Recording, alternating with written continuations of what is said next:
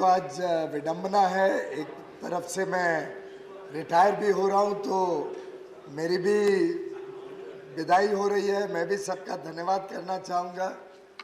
दूसरी तरफ जो दायित्व माननीय प्रधानमंत्री जी ने और हमारी पार्टी ने मुझे इस सदन के नेता के रूप में दिया है, उस दृष्टिकोण से मैं जो सभी हमारे 71 माननीय सांसद आज और अब से लेकर जुलाई तक रिटायर होंगे, उन सबका तहे दिल से धन्यवाद करना चाहता हूं, साधुवाद करना चाहता हूं कि वास्तव में उनके पूरे कार्यकाल में, और जैसा आपने सुबह बताया, कई माननीय सदस्य तो वर्षों तक देश की सेवा में सदन में भाग लेते रहे हैं। सभी ने, छोटा कार्यकाल हो बड़ा हो, अलग अलग तरीके से अपनी अपनी छाप, एक लेगेसी इस सदन की गरिमा को बढ़ाने में छोड़ी है। याद रखी जाएगी, हम सब को प्रेरणा देती जाएगी। आगे चल के इस सदन के लिए भी कुछ मापदंड के रूप में बने रहेंगे।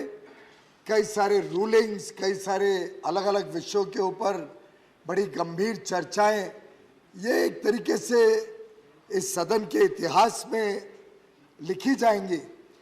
और मैं समझता हूं माननीय अध्यक्ष जी, जिस प्रकार से आपने गत वर्षों में एक डिसिप्लिन अप्रोच के बारे में कई बार हम सबको गाइड किया, हम सबको सुझाव दिए, ये वास्तव में हम सबके लिए एक रिफ्लेक्शन का भी पीरियड है कि हम किस प्रकार से आगे इस सदन को देखना चाहते हैं और देश के समक्ष भी किस प्रकार से अपने सदन की कार्रवाई को पेश करना चाहते हैं।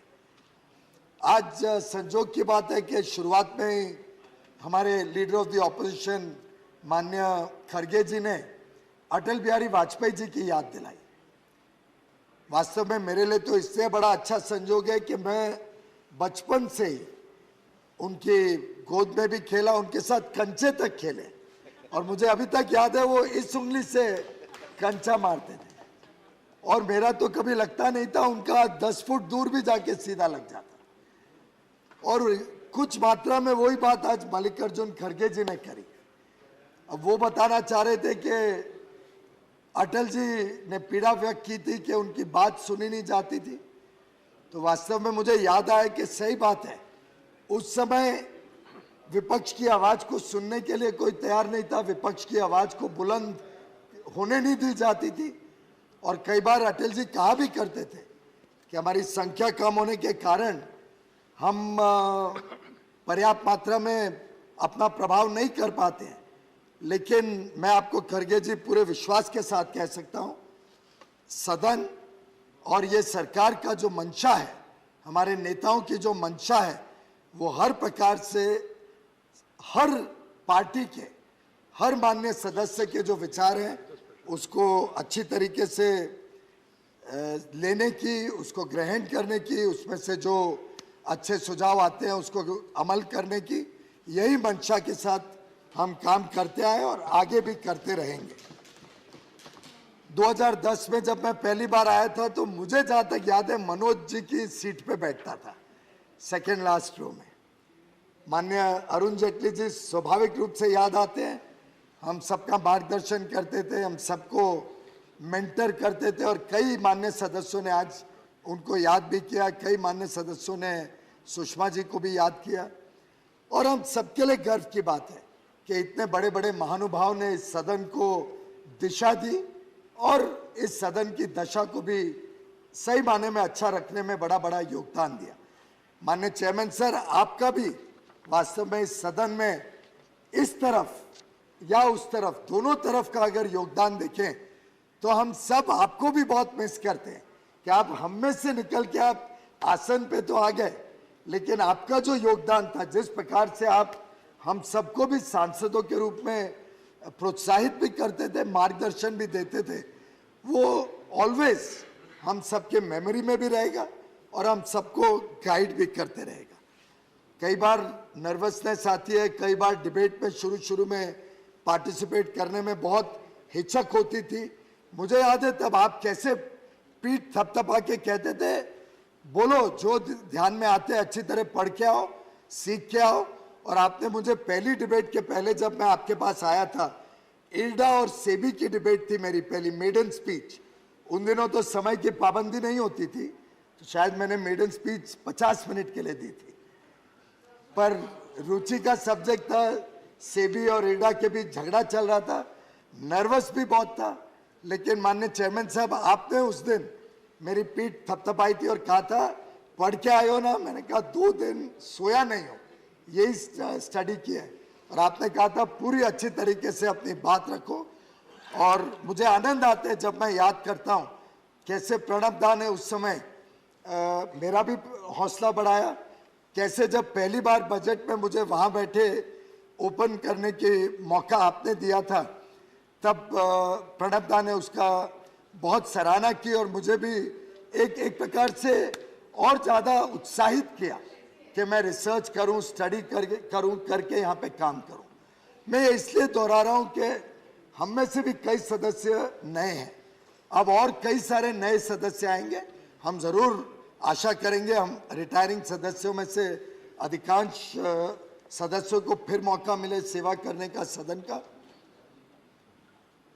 लेकिन पुराने नए हम सभी सदस्यों को लगातार रिसर्च, तर्क के साथ अपनी बात रखना, और जैसा आप कई बार कहते हैं अच्छे शब्दों की, अच्छी शब्दावली को इस्तेमाल करके वही बात कही जा सकती है, बजाय के तंज कसने के या एक प्रकार से तू मैं की राजनीति से उठ के अगर हम सब एक संवेदनशील सांसदों की तरह देश हित में और जनता के हित में काम करते हैं, तो मैं समझता हूँ वास्तव में जो उच्च सदन है, जो एक हाउस ऑफ एल्डर्स के रूप में हम समझते हैं, उसकी गरिमा और बढ़ेगी और देश का भी विश्वास हम सब पे और बढ़ेगा।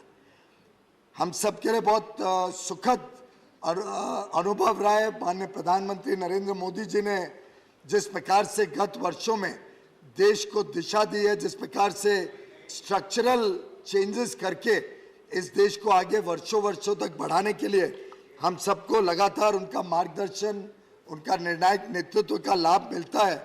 मुझे आशा है कि देश का भविष्य बड़ा उज्जवल है और उनका समर्पण, जिस प्रकार से उन्होंने इस देश के लिए पूरी प्रतिबद्धता के साथ इस सरकार में हम सबको भी काम करने में लगाया है, जिस प्रकार से वो सभी के साथ मिलके, सबका साथ लेके, सबका विश्वास जीत के इस देश का विकास करना चाहते हैं, सबके साथ सबका प्रयास जोड़ते हुए लोकतंत्र को और मजबूत करना चाहते हैं, उसमें राज्यसभा में हम सब बैठे सांसदों का बहुत बड़ा अहम भूमिका रहेगी। अच्छे मौके आए कोविड के समय। कोविड अच्छा नहीं था, लेकिन जिस प्रकार से सबने एक आवाज में इस महामारी के खिलाफ लड़ाई लड़ने के लिए अपनी प्रतिबद्धता, संकल्प दिखाया, जिस प्रकार से अलग अलग विषय जो राष्ट्रीय हित में, राष्ट्रीय सुरक्षा से जुड़े रहते हैं, उसमें पूरा सदन एक होता है, ये सब अच्छे संजोग हैं। और मैं समझता हूँ इनको आगे चल के कैसे हम आगे और बल दें, इस पे हम सब मिलके काम करेंगे, ऐसा मेरा विश्वास है। Retirement certainly is a time of mixed feelings, and we will miss the contribution of all our esteemed colleagues who may not come back. We will remember them for their outstanding work, but at the same time, I think life is a journey. We all are part of that journey. Ganga की प्रवाह की तरह समय भी बीतेगा, जिंदगी भी बीतेगी, पर हम सब अपने अपने कर्तव्यों का, अपनी देशभक्ति का परिचय देश को लगातार देते रहेंगे, ऐसा मेरा विश्वास है। जिन सांसदों ने यहाँ पे सेवा दी और जो वापस नहीं आएंगे, उनके प्रति मैं अपनी कृतज्ञता भी व्यक्त करता हूँ, जो उन्होंने सहयोग दिया, जिस प्रकार से पूरी निष्ठा के साथ और पूरे ज्ञान अपना लेके यहाँ पे उन्होंने डिबेट्स में, क्वेश्चंस में, सब में पार्टिसिपेट किया, वो हम सब के लिए अच्छी यादगार बनी रहेगी। आपका, आपके स्टाफ का, सेक्रेटरी जनरल का, table office, marshal, security staff, इस पूरे प्रांगण में जितनी व्यवस्थाएं हैं, वो जितना क्लॉकवर्क प्रिसिशन से चलती हैं, अपने आप में वो भी एक बड़ा अनोखा सा व्यवस्था है और मैं समझता हूँ इस पूरी व्यवस्था के प्रति भी एक रिटायरिंग मेंबर के नाते मैं अपना साधुवाद और धन्यवाद देना चाहूँगा। मैं नाम नहीं लूँगा सबका, पर अगर कुछ कभी नोक-झोंक में किसी को कोई बात अच्छी नहीं लगी हो, कम ज़्यादा रह गई हो, तो मैं क्षमा भी चाहूँगा। लेकिन मैं समझता हूँ अच्छी बहस, अच्छी मित्रता में थोड़ा बहुत कभी नोक-झोंक भी हो जाए तो इतना बुरा नहीं है। हम सब मिल के आगे भी मित्रता अपनी रखें, आगे भी दोस्तों के नाते काम करते रहें। ये इनिंग्स कुछ मात्रा में एक पड़ाव आज क्रॉस होगा या इस दौरान क्रॉस होगा, पर टेस्ट मैच तो लंबा है, हम सब खेलते रहेंगे। कोई लोग सेम पिच पे खेलते हैं, कुछ लोगों को मौका मिलता है पिच बदलने का, कई लोगों को अभी भी आमंत्रण है अगर पिच बदलना चाहे तो नए अपॉर्चुनिटीज अवेलेबल है। तो मैं समझता हूं कि मिलजुल के हम सब काम करें और आगे सभी के अच्छे स्वास्थ्य और अच्छे भविष्य के लिए मैं भगवान से प्रार्थना करता हूं। पुनः एक बार अध्यक्ष जी आपका बहुत बहुत धन्यवाद।